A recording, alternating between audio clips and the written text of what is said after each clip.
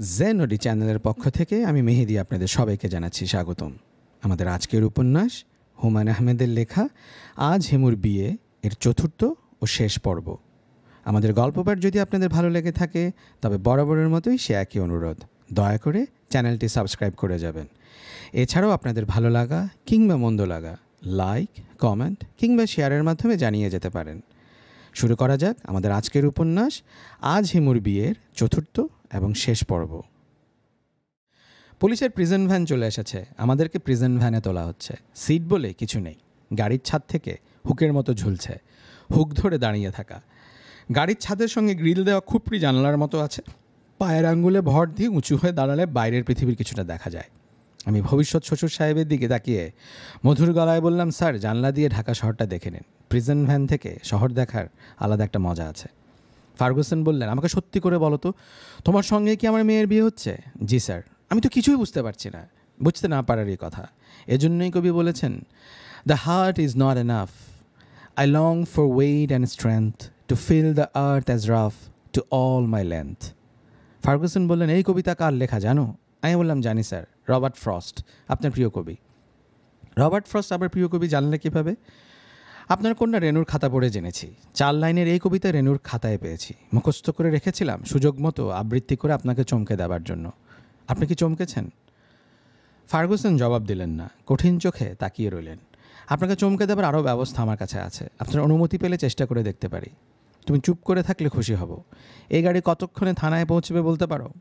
দেরি হবে। বিভিন্ন জায়গা থেকে অপরাধী ধরে ধরে সন্ধ্যাবেলায় থানায় নিয়ে যাবে। তবে সত্যি কথা বলতে কি, আমরা দুজনই ভাগ্যবান। আমরা ভাগ্যবান? অবশ্যই। আমাদের দেশে র্যাব নামের এক বস্তু আছে। এরা আসামি ধরে কিন্তু থানায় জমা দেয় না। তারা কি করে? তারা থানা, কোর্ট, হাজত এইসবের ঝামেলায় যেতে চায় না। মেরে ফেলে। মেরে ফেলে মানে কোনো একটা ফাঁকা জায়গায় নিয়ে গিয়ে বলে, তোমাকে ছেড়ে দিচ্ছি, দৌড় দাও। ঝেড়ে দৌড় দেবে, খবরদার পেছনের দিকে তাকাবে না। অপরাধী ঝেড়ে দৌড় দেয়, তখন পেছন থেকে গুলি। ফার্গুসন তাকিয়ে আছেন। আমি হাসি মুখে বললাম, এই জন্যই আপনার প্রিয় কবি রবার্ট ফ্রস্ট বলেছেন, the heart is not enough. আমরা হাজতে বসে আছি। হাজতবাস আমার জন্য নতুন কোনো অভিজ্ঞতা না। আমার খারাপ লাগছে না। দেয়ালে হেলান দিয়ে পা ছড়িয়ে বসে থাকার আলাদা আনন্দ আছে। নিজেকে সক্রেটিস মনে হয়। সক্রেটিস তার শেষ সময় এরকম ছোট্ট একটা ঘরে পা ছড়িয়ে বসেছিলেন। তার সামনে ছিল হেমলক বিষের পেয়ালা হাতে জল্লাদ। সক্রেটিস জল্লাদকে বললেন, আশা করি তুমি তোমার কাজ ভালো মতো জানো। পেয়ালায় চুমুক দিয়ে শেষ করার পর আমার কি হবে বলো তো? জল্লাদ বলল, প্রথমে আপনার দুটো পা ভারী হয়ে যাবে। তখন বুঝতে হবে বিষক্রিয়া শুরু করেছে। তখন আপনি শুয়ে পড়বেন। ঘুমে আপনার চোখ জড়িয়ে যাবে। সক্রেটিস অবাক হয়ে বললেন, পুরো ব্যাপারটা ঘুমের মধ্যে ঘটলে আমি মৃত্যু অনুভব করব কিভাবে? আমি মৃত্যু অনুভব করতে চাই। সক্রেটিস তার চারপাশের জগৎ সবসময় অনুভব করতে চাইতেন। আমরা সাধারণ মানুষ, আমরা অনুভবের ধার ধারি না। হাজতখানা কেউ অনুভব করতে চাইছে না। ডক্টর ফার্গুসন হতভম্ব অবস্থায় আছেন। মনে হচ্ছে তিনি এখন জাগতিক সমস্ত অনুভবের ঊর্ধ্বে। একবার তিনি শুধু তুর্যকে দেখিয়ে বললেন, এই ছেলেটিও কি ক্রিমিনাল? আমি বললাম, জি। এমন রূপবান, ইনোসেন্ট লুকিং ইয়াং ম্যান, সে ক্রিমিনাল? ক্রিমিনালের চেয়েও বড় কথা, সে ড্রাগ অ্যাডিক্ট। তুমি তাকে চেনো কীভাবে? আমি জবাব না দিয়ে হাসলাম।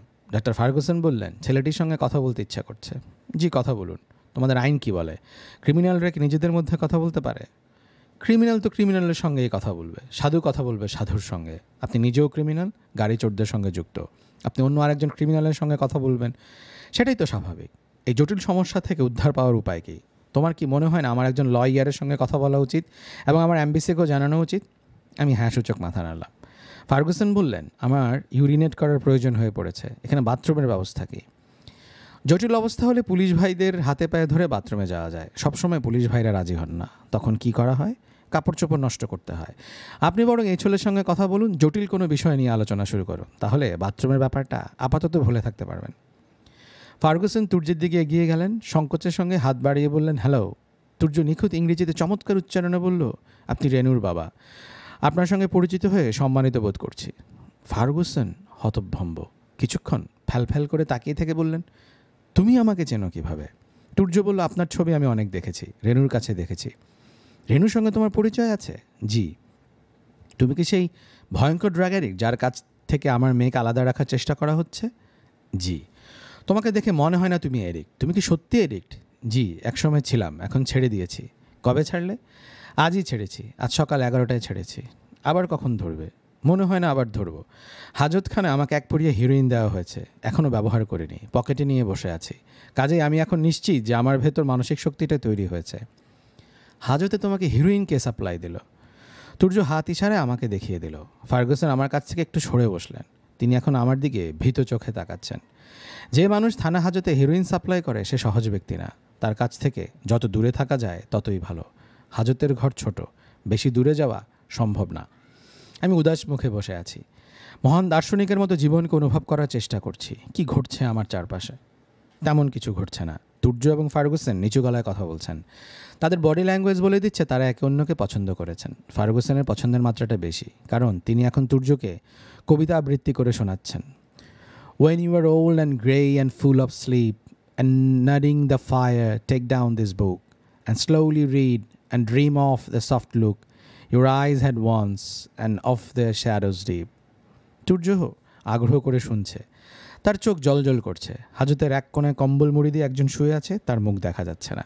প্রচণ্ড গরমে কম্বল মুড়ি দিয়ে সে কেন শুয়ে আছে সেই রহস্য ভেদ হচ্ছে না। মেঝেতে কেউ চা ফেলেছে। চায়ের উপর কিছু মাছি ভনভন করছে।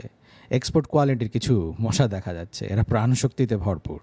দিনের আলো অগ্রাহ্য করে উড়াউড়ি করছে। এদের ভয় ডরও মনে হয় কম, হাতের নাগালের মধ্যেই উঠছে। এই হচ্ছে হাজতের ভেতরের জীবন। এখানে কিছুই ঘটছে না, তবে অনেক কিছুই ঘটার সম্ভাবনা। আমার ক্ষীণ সন্দেহ কম্বল মুড়ি দেওয়া লোকটা মৃত। গায়ে যাতে দাগ না পড়ে তার জন্য কম্বল দিয়ে মুড়িয়ে পেটানোর একটা বিশেষ পদ্ধতি পুলিশের আছে। হঠাৎ পদ্ধতিতে সামান্য গণ্ডগোল হয়, আসামি মারা যায়। পুলিশের তাতে তেমন অসুবিধা হয় না। হার্ট অ্যাটাকে মানুষ তো কতই মরে। পুলিশের ডেড বডি ডিসপোজাল সিস্টেমও ভালো। সম্ভব অসম্ভব যে কোনো জায়গায় তারা ডেড বডি ফেলে দিয়ে আসতে পারে। নিজেদের পানির ট্যাঙ্কে ডেড বডি ফেলে সেই পানি খেতেও তাদের আপত্তি নেই। কম্বলে মোড়া মানুষটা যে মৃত তা ভাবার পেছনে আমার প্রধান কারণ হচ্ছে কয়েকটা পিঁপড়ার শাড়ি ওই দিকে যাচ্ছে। পিঁপড়ার শাড়ি কখনো জীবন্ত মানুষের দিকে যায় না। জীবন্ত মানুষকে পিঁপড়ারা ভয় করে। আমি চোখ বন্ধ করে দেয়ালে হেলান দিলাম। হাজত নাটকের জবনিকাপাতের সময় হয়েছে। যে কোনো সময় গাড়ি উদ্ধারের জন্য খালো সাহেব চলে আসবেন। হাজতে তার বন্ধুকে দেখে যতটুকু বিস্মিত হওয়া প্রয়োজন তার চেয়ে অনেক বেশি বিস্মিত হবেন। ফার্গুসন হাজত থেকে একা বের হবেন না, তুর্যকে নিয়ে বের হবেন। হাজত নাটকের জবনিকা ঘটবে। আমি তুর্যকে বললাম, তোমাকে যে টেলিফোনটা দিয়েছিলাম সেটা দাও তো, খালার সঙ্গে কথা বলি। প্রয়োজনের নেটওয়ার্ক ব্যস্ত থাকে কিংবা ফোনের চার্জ থাকে না। নেটওয়ার্ক আছে, ফোনে চার্জও আছে, কাজেই এখন সময় সাধারণ। হ্যালো মাজেদা খালা, তুই কোথায়? আমি ভালো জায়গাতেই আছি। খালু সাহেব কোথায়? ওনার গাড়ি যে উদ্ধার হয়েছে এই খবর উনি জানেন? হ্যাঁ জানে। যে হারামজাদা গাড়ি চুরি করেছিল পুলিশ তাকে ধরেছে। সে সব স্বীকার করেছে। পুলিশের ডলা খেয়েছে। স্বীকার না করে উপায় আছে?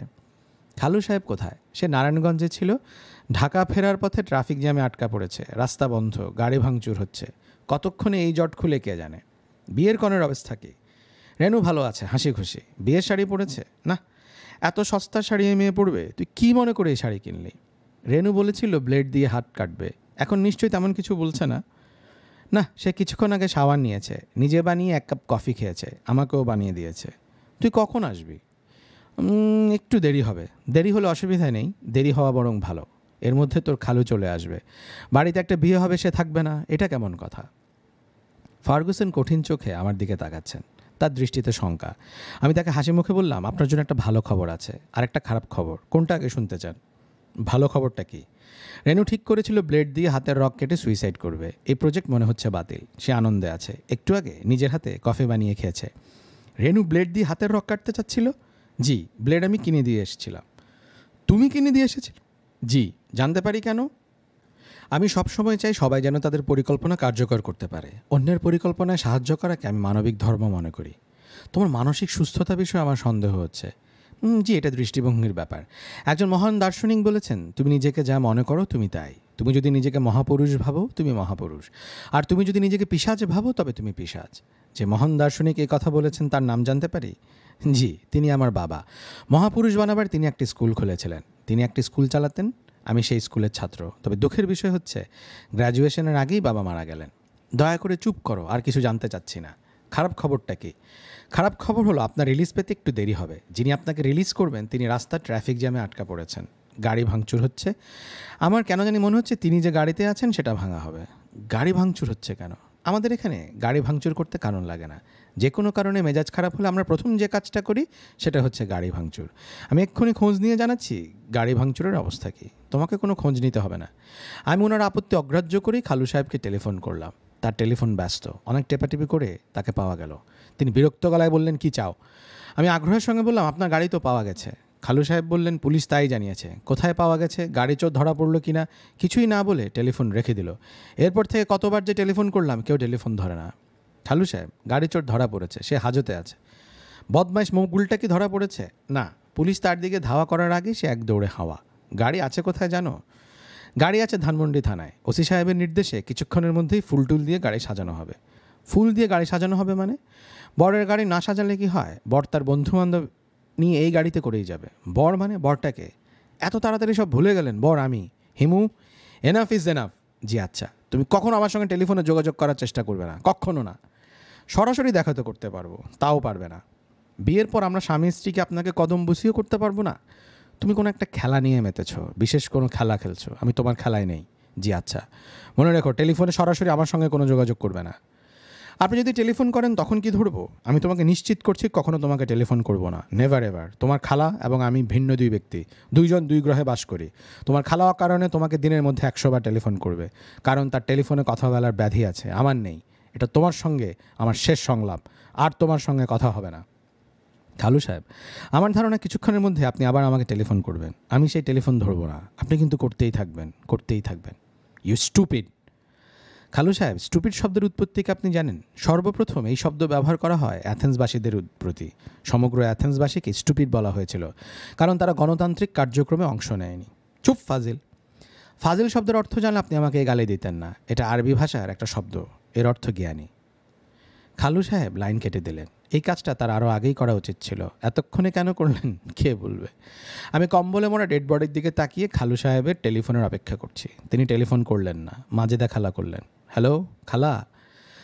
হ্যালো, কী জন্য টেলিফোন করেছি ভুলে গেছি, অথচ তোর সঙ্গে জরুরি কথা ছিল। জরুরি কথা বলার জন্য চুলায় গরুর মাংস রেখেই চলে এসে টেলিফোন করলাম, এখন আর কিছুতেই মনে পড়ছে না। কি করি বলতো? আমি বুদ্ধি করে কথাটা তোমার মাথার ভেতর থেকে বের করে নিয়ে আসতে পারি, চেষ্টা করব। কর। কেউ একজন তোমাকে এমন কিছু বলেছে যা তোমাকে আমার বলার কথা। সেই কেউ একজন তোমার তেমন পরিচিত না। পরিচিত হলে নাম মনে পড়তো। থাক আর বলতে হবে না, এখন সব মনে পড়েছে।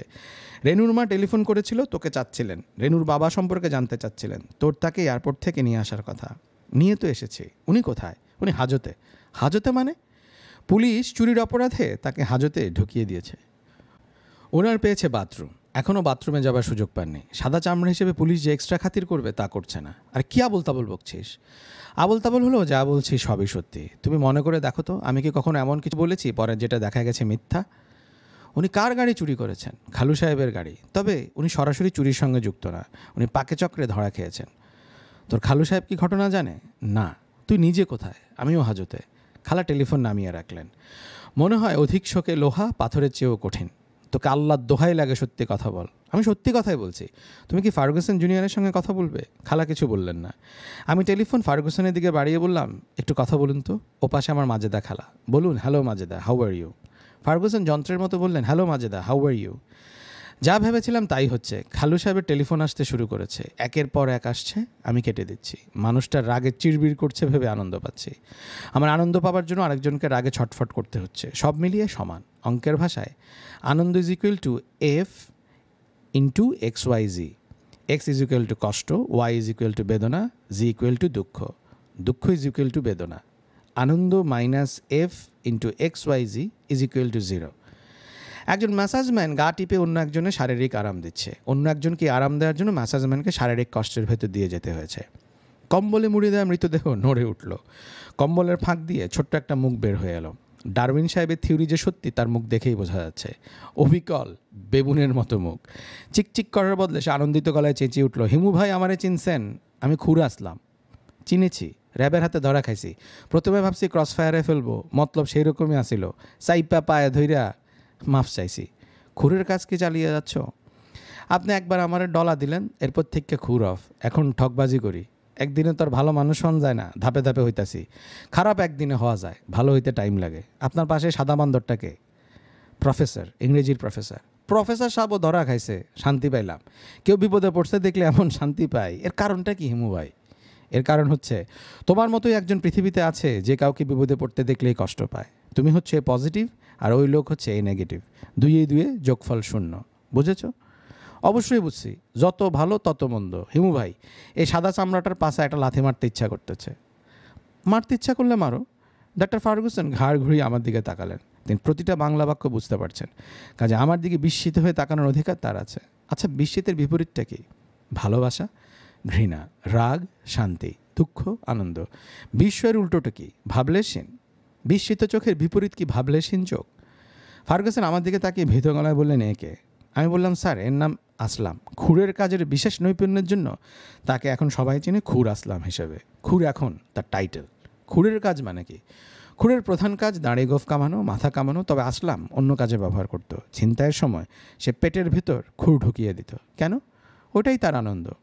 ফার্গুসন চোখ বড় বড় করে খুর আসলামের দিকে তাকালেন। আসলাম হেসে ফেলল। হ্যান্ডশেকের জন্য ফার্গুসনের দিকে হাত বাড়ালো। ভদ্রলোক ভয়ে আঁতকে উঠলেন। আসলাম বলল, আপনি বাংলা ভাষা ভালো জানেন, এই জন্য হ্যান্ডশেক করতে চাই। আমার মায়ের ভাষা যে জানে, আমার কাছে তার ভালো কদর। ফার্গুসনকে হ্যান্ডশেক করতে হলো। তার চোখে রাজ্যের বিভীষিকা। খুর আসলাম ফার্গুসনের দিকে ঝুঁকে এসে বলল, খুরের কাজ করলেও আমার মধ্যেও ধর্ম ছিল। কোনো মেয়ে ছেলের পেটে খুর ঢুকায় নেই। হাজতের দরজা খোলা হচ্ছে। দরজার ওপাশে ওসি সাহেব কঠিন চোখে আমার দিকে তাকিয়ে আছেন। হিমু, জি স্যার। এইবার আমি তোমাকে ছাড়বো না। আমার সন্তানের কসম, তোমার শেষ আমি দেখে নেব। মেরে ফেলবেন?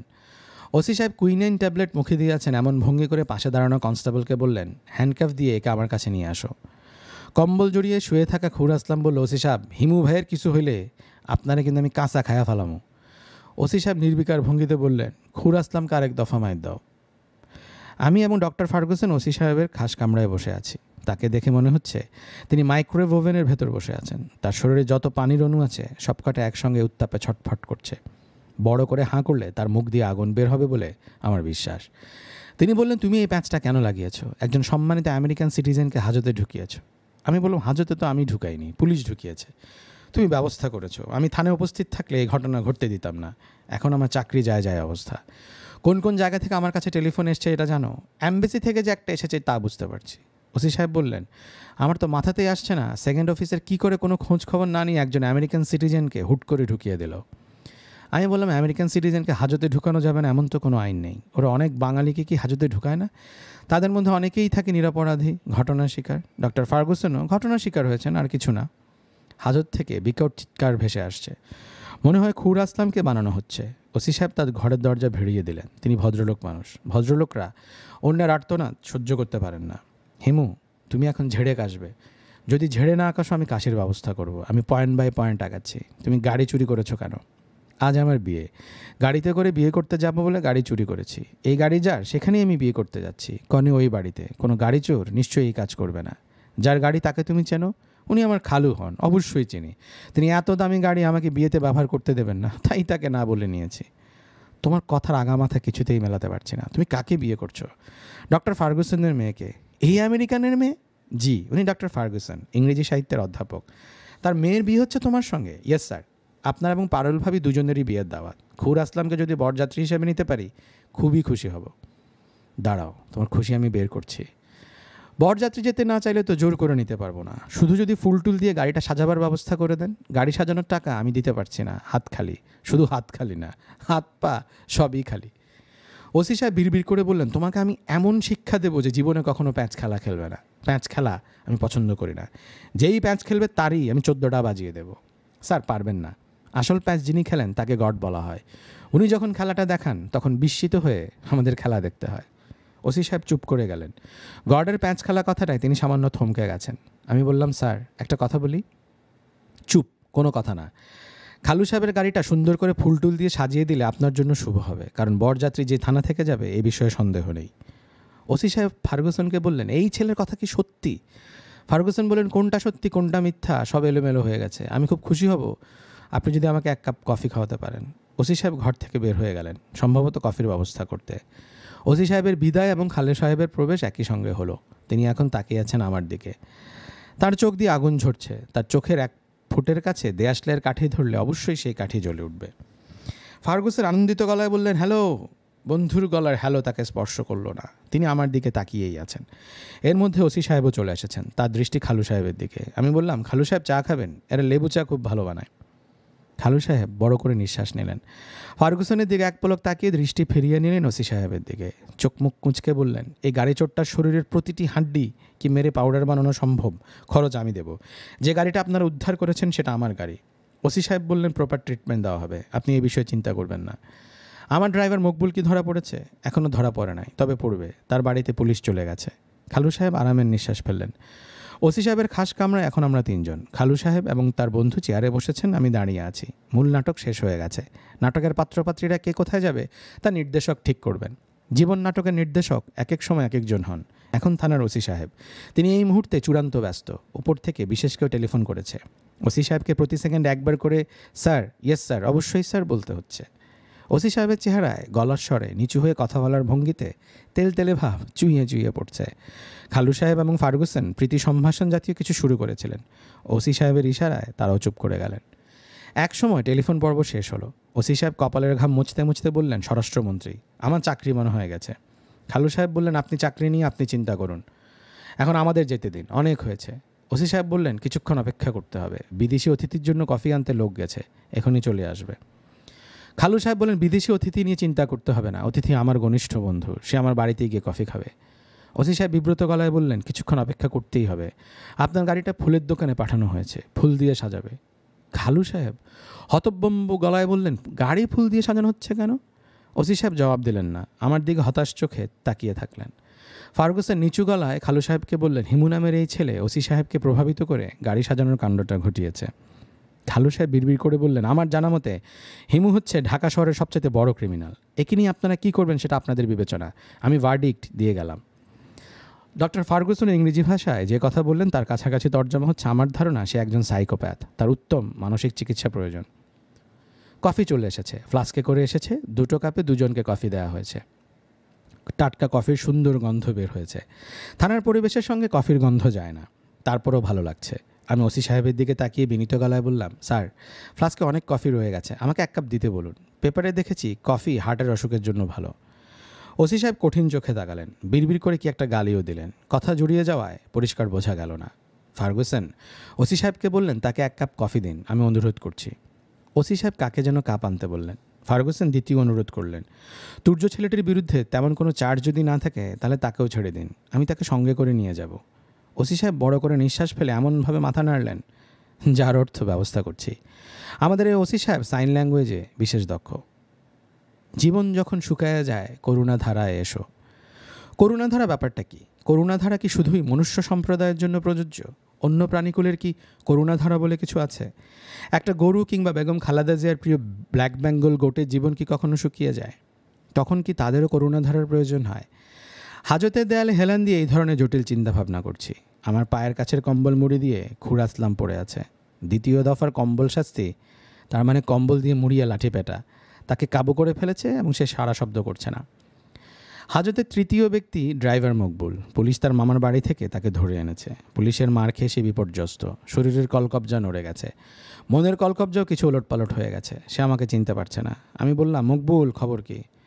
মকবুল চোখ বড় বড় করে বলল, আপনি কে? ঘটনাটা কি? এটা কোন জায়গা? ভাই সাহেব, আপনার হাতে ঘড়ি আছে, কয়টা বাজে বলেন তো দেখি। মকবুলের এলোমেলো কথাকে গুরুত্ব দিলাম না। প্রাথমিক শক কেটে গেলে সব ঠিক হয়ে যাবে। তার এখন দরকার 5-10 মিনিটের আরামের ঘুম। ঘুমের মধ্যে শরীর তার নষ্ট কলকবজা ঠিক করে ফেলবে। আমি চোখ বন্ধ করে আছি। বাইরে বৃষ্টি হচ্ছে। থানার লাগোয়া পুলিশ ব্যারাকের ছাদ টিনের বলে বৃষ্টির ঝমঝম শব্দ কানে আসছে। হাজতে তুর্য থাকলে তাকে বলতাম, ঝড়ো ঝড়ো মুখরো বাদলের দিনে গানটা গাও তো শুনি। হাজতে রবীন্দ্রসঙ্গীতের আসর হোক। তুর্য নেই। ডক্টর ফার্গুসন তাকে সঙ্গে করে নিয়ে গেছেন। হাজতের লোহার শিকের দরজা দিয়ে ঠান্ডা হাওয়া এবং মাঝে মধ্যে বৃষ্টির ছাঁট আসছে। শীত শীত লাগছে। প্রচণ্ড গরমের দিনে শীত শীত লাগা আনন্দময় অভিজ্ঞতা। আরামে আমার চোখের পাতা বন্ধ হয়ে আসছে। সারা শরীরে অতি আরামদায়ক আলস্য। হিমু, ঘুমোচ্ছ নাকি? আমি চোখ মেলে দেখি রবীন্দ্রনাথ। হাজতের ভেতর আলখাল্লা পড়া কবিগুরুকে খুব বেমানান লাগছে। বিয়েতে বরযাত্রী হবার জন্য নিমন্ত্রণ দিয়ে নাক ডেকে ঘুমাচ্ছ। বিয়ে কখন? রাত 10টায় হওয়ার কথা। আমরা রওনা দেব কখন? যাব কিসে করে? বজরায়? এখানে বজরা পাবেন কোথায়? জিপ গাড়ির ব্যবস্থা করেছিলাম, সেটাও নেই। আগে বললে পদ্মার চর থেকে আমার হাউসবোটটা নিয়ে আসা যেত। কম্বল মুড়ি দিয়ে শুয়ে আছে কে? আসলাম। আপনার টাইটেল গুরুদেব? ওর টাইটেল খুর। কোঁকো শব্দ করছে কেন? ওসি সাহেবের হুকুমে ওকে মেরে তক্তা বানানো হয়েছে। আর বলো কি, ভীষণ অন্যায়। অন্যায় তো অবশ্যই, তবে ছোট অন্যায়। ওসি সাহেব ছোট মানুষ, ছোট মানুষেরা ছোট অন্যায় করে, বড় মানুষেরা করে বড় অন্যায়। আপনি যেমন মানুষ বড়, আপনার অন্যায়ও বড়। রবীন্দ্রনাথ হতভম্ব গলায় বললেন, আমি বড় অন্যায় কী করলাম? হিরোশিমা নাগাসাকিতে অ্যাটম বোমা ফেলে এতগুলি মানুষ মারলেন, এটা বড় অন্যায় না? আমি আবার অ্যাটম মারলাম কখন? শোনো ছোকরা, তোমার তো মনে হয় মস্তিষ্ক বিকৃতি ঘটেছে। গুরুদেব, আপনি আমেরিকার প্রেসিডেন্টকে অ্যাটম বোম আবিষ্কারের প্রয়োজনীয়তা ব্যাখ্যা করে একটা চিঠি লিখেছিলেন। হ্যাঁ, তা লিখেছিলাম। আইনস্টাইন আসলে সমস্যা করেছেন। আইনস্টাইন আমাকে এই ধরনের একটা চিঠি লিখতে অনুরোধ করেছিলেন। আমি ওনার অনুরোধ ফেলতে পারিনি। তুমি নিশ্চয়ই জানো আমি কারো অনুরোধই ফেলি না। তুমি বরযাত্রী হবার জন্য আমাকে অনুরোধ করেছো, আমি রাজি হয়ে গেছি, উপস্থিত হয়েছি, ঠিক কি না? জি ঠিক। সুলেখা কালী বলে একটা কালী ছিল, তারা একবার আমাকে অনুরোধ করলো সুলেখা কালীর একটা বিজ্ঞাপন লিখে দিতে। আমি লিখে দিয়েছি। আমি কালীর বিজ্ঞাপন লিখছি, এটা হাস্যকর না? কী বিজ্ঞাপন লিখেছিলেন? সুলেখা কালী। এই কালী কলঙ্কের চেয়েও কালো। হিরোইনের একটা বিজ্ঞাপন কি স্যার লিখে দেবেন? কিসের বিজ্ঞাপন? হিরোইন, নেশাদ্রব্য। এই নেশা বসন্তের চেয়েও বাসন্তী, এই ধরনের কিছু। ড্রাইভার মকবুল পানি পানি বলে চিৎকার করছে। কবিগুরু বললেন, এর কি হয়েছে? এও পুলিশের ডলা খেয়েছে। আমি বেশিক্ষণ এখানে থাকতে পারছি না, আমার রুচিতে পাচ্ছে।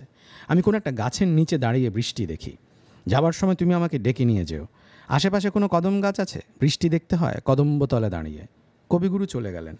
আমি চোখ মেলে দেখলাম মকবুল আমার দিকে চোখ বড় বড় করে তাকিয়ে আছে। আমি বললাম, মকবুল ভালো আছো? মকবুল বলল, আমি আগে আপনারে চিনতে পারি নাই, এখন চিনছি। তোমাকে তো মেরে ভর্তা বানিয়ে ফেলেছে। মেরেছে কখন? যখন ধরেছে তখন মেরছে, গাড়িতে তুলেও মারছে।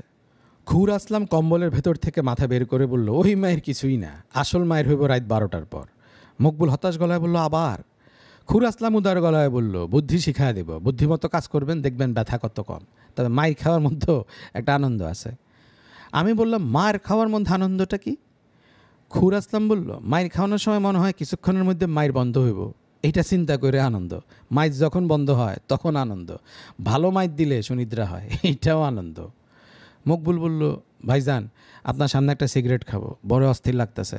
খুর আসলাম বলল, খাও খাও, হাজতে মুরব্বী কেউ নাই, সব সমান। মকবুল আমাকে আড়াল করে সিগারেট ধরিয়েছে। সিগারেটের লম্বা টান দিয়ে বলল, আল্লাহ পাকের বিধান বোঝা দেয়। আপনার আজ বিবাহের দিন ধার্য ছিল, আপনি আছেন হাজতে।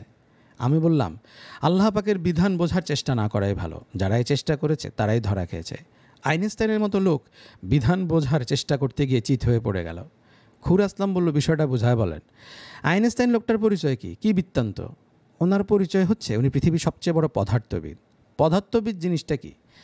যারা জগতে নিয়মকানুন নিয়ে গবেষণা করে, চিন্তাভাবনা করে, তারাই পদার্থবিদ। খুর আসলাম আগ্রহ নিয়ে বলল, জগতের নিয়মকানুন নিয়ে তো আমিও চিন্তাভাবনা করি। খারাপ চিন্তা মানুষের মধ্যে দিনে কম আসে, রাইতে বেশি আসে। এইটার কারণ কি তা নিয়ে অনেক চিন্তা করছি। তাহলে তুমিও পদার্থবিদ। খুর আসলাম তৃপ্তি নিয়ে বলল, আপনার মুখে আমার বিষয়ে একটা ভালো কথা শুনলাম। এখন আইনস্টাইন সাহেবরে চিত হইয়া পড়ার ঘটনাটা বলেন।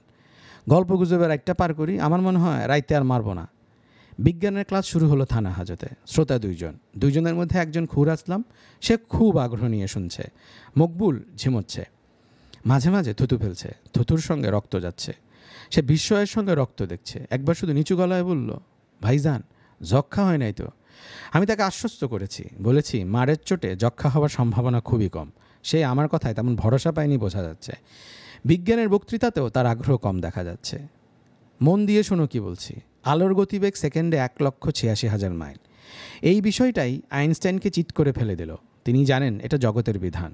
তিনি জানেন না এই বিধানের কারণটা কি। আলোর গতি যদি এর চেয়ে কিছু বেশি হতো তাহলে কি হতো? আর যদি কম হতো তাতেই বা সমস্যা কী হতো? আলোর গতি যদি সেকেন্ডে 1,86,000 মাইল না হয়ে 3 লক্ষ মাইল হতো, তাহলে কি অন্য সব বিধানও পাল্টাতে হতো? আসলাম, বুঝতে পারছো? আসলাম বলল, পরিষ্কার বুঝছি, খালি একটা জিনিস বুঝতেছি না, আলু একটা তরকারি, এর দামের ওঠানামা তো হইবই, এইটা নিয়ে এত চিন্তার কি আছে? যে বৎসর ফলন বেশি সেই বৎসর দাম কম, যে বৎসর ফলন নাই সে বৎসর দাম বেশি। আসলামকে আলো এবং সবজি আলুর তফাৎ বোঝাবো না বক্তৃতা চালিয়ে যাব বুঝতে পারছি না। বক্তৃতা চালিয়ে যাওয়াই মনে হয় শুভ হবে। পকেটের মোবাইল টেলিফোন মিউ মিউ করছে। আমি টেলিফোন ধরেই খালার কান্না কান্না গলা শুনলাম। খালা বললেন, তোর ভাগ্যটা তো খারাপ কেন? আমি বললাম, আমার ভাগ্য খারাপ যাতে অন্য একজনের ভালো হয়। ভাগ্যের ব্যাপারও সাম্যাবস্থা নিতে কাজ করে। মন্দ ভাগ্য সমান সমান ভালো ভাগ্য। খালা ধমক দিয়ে আমাকে থামিয়ে দিয়ে বললেন, এইমাত্র রেনুর বিয়ে হয়ে গেছে। ভালো তো, ড্রাগ অ্যাডিক্টটাকে বিয়ে করেছে। আমি ছাড়া সবাই খুশি, তোর খালুও খুশি। স্বামী স্ত্রীর খুশিটাই ধর্তব্য, অন্যদের খুশি অখুশি কোনোটাই ধর্তব্য না। রেনু কি খুশি? খুব খুশি। আনন্দে একটু পরপর চোখ দিয়ে পানি পড়ছে। রেনুর মা কি বিয়েতে এসেছেন? এসেছেন। তার শরীরটা খুব খারাপ, আমার বিছানায় শুয়ে আছেন। তিনি কি খুশি? তার খুশি অখুশি বুঝতে পারছি না। সে বলেছে, আমার মেয়ের বিয়ের ব্যবস্থা হিমু করে দিয়েছে, এই বিয়ে অবশ্যই শুভ হবে। শরীর খারাপ হলে যা হয়, উল্টাপাল্টা কথা। তুই কোন দুঃখে অন্য ছেলের সঙ্গে বিয়ে ঠিক করবি? ওনার সঙ্গে কি একটু কথা বলা যাবে? তুই ধরে থাক, আমি দিচ্ছি। রেনুর মা টেলিফোন ধরতে আমি বললাম, জীবন যখন শুকায়া যায় করুণা ধারায় এসো। এই কথাটার মানে কি আপনি আমাকে বুঝিয়ে দেবেন? ভদ্রমহিলা বিড়বিড় করে বললেন, বাবা তোমাকে ধন্যবাদ, তুর্যকে আমার পছন্দ হয়েছে। তুমি ওদের জন্য কোনো এক ফাঁকে মঙ্গল কামনা করো। হাজতের প্রায় অন্ধকার ঘরে আমরা তিনজন প্রার্থনার জন্য তৈরি হয়েছি। খুর আসলাম রাজি হচ্ছিল না, তাকেও রাজি করানো হয়েছে। পিথাগোরাস বলে গেছেন, 3 খুব শক্তিশালী সংখ্যা। 3-এ আছে আমি, তুমি এবং সর্বশক্তিমান তিনি। সেজন্যই ত্রিভুবন, ত্রিকাল এবং ত্রিশক্তি। কবুল বলতে হয় 3 বার, তালাক বলতে হয় 3 বার। পৃথিবীর রঙও মাত্র 3টা, লাল, নীল এবং হলুদ। বাকি সব রং এই 3-এর মিশ্রণ। আমরা বললাম, হে করুণাময়, তুমি রেণু এবং তুর্যের উপর করুণা বর্ষণ করো, যেন কখনো তাদের করুণাধারার অনুসন্ধানে যেতে না হয়।